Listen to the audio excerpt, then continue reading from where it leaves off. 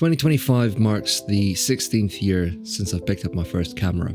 Now, in the first year or so, I didn't really take photography that seriously. I used it more as a hobby. There were no expectations either. As time progressed, I started taking photography more seriously, and it's led me to some really crazy opportunities across the board. Opportunities I never thought I'd have.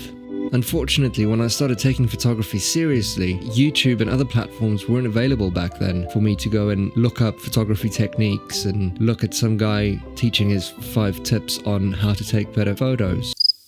I had to enroll in college, study photography full-time, and figure out the rest for myself. So if you're starting photography today and you want to fast-track your learning, here's 5 tips I'm going to share with you today that I still apply to my photography on an everyday basis. When you're out photographing, say a landscape for example, like I normally do, always use composition as a means to guide the viewer's eyes towards your subject. Use things like foreground, for example. Look for recognizable shapes, patterns, those sorts of things. Anything that can help guide the viewer's eyes towards your subject. Change your angle, get lower to the ground. This way you can use the foreground interest as a leading line towards your subject, making your subject appear more pronounced in the background. And if you're still struggling with composition, I've got a free ebook available on my website, and you can download it via the link in the description below.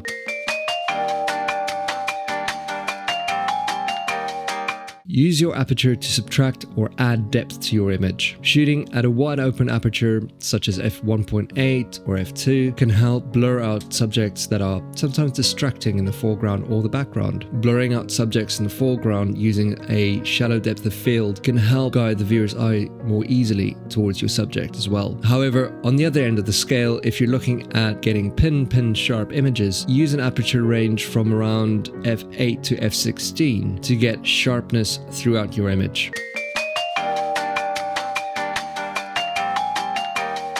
If you're, say, shooting an old abandoned house or some subject out in nature, take a walk around it. Notice any elements around it. Again, take a look at shapes in the foreground. Have a look at how lighting changes when you walk around your subject. If you're shooting early in the morning or late in the afternoon, you'll have a more angled light source to work with. This can create interesting textures and lighting conditions. Just remember, shooting a subject head-on sometimes isn't as interesting as shooting it at an angle, for example. But seeing as you're not shooting on film and it doesn't cost you that much to take a few extra digital photos, why not make sure you capture every angle while you're there? This is especially handy if you've traveled a far distance and you're not going to get back to this place anytime soon. Take as many photos of your subject at as many different angles as you can. This way, when you get back to your computer, you can simply just choose the best one of the lot.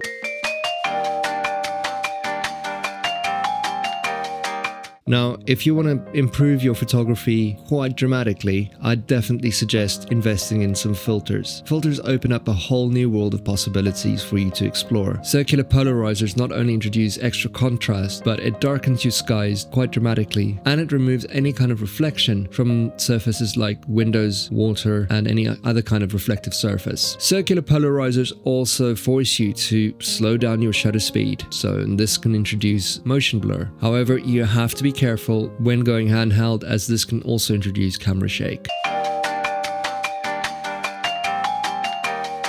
Just remember, it's okay to fail in the beginning. Everyone does. Everyone makes mistakes. Everyone goes, that was a disaster of a shoot. It's the only way you learn in the end. The more you fail, the more you learn. It's as simple as that, really. So in conclusion, don't be afraid to go out and shoot. Experiment as much as you can. There really are no rules. Even though they say there are rules for composition, yes, there are guidelines, but you'll learn how to bend those rules as time progresses. But for now, make sure you don't make any excuses to go out and shoot, and just take your camera and head out in the road and just go out and have fun. That's the most important thing. Even when the weather's terrible, you'll be so surprised sometimes at what you get. And after a while, the more you do this, you'll find yourself setting into a natural groove. You'll just end up getting some incredible shots. So by using the tips I've given you in this video today, it'll not only help you become a better photographer, but also help you enjoy the process a lot more. So if you found this video useful, please hit that like button. Don't forget to subscribe and let me know what you think about it in the comments below. And I'll see you in the next one.